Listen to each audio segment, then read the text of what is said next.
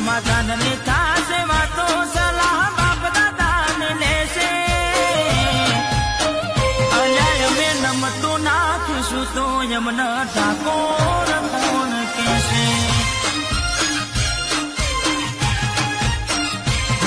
high court ના થાશે ચુકાદાઓ ચિંત વિચારો રહેશે કોની માપ્યાનું ફળ મળશે વ્યવહાર હાચવી ઠાકોર લેશે ઠાકોરોએ નમતું જોયાલું તો યમના ઠાકોર કોણ કહેશે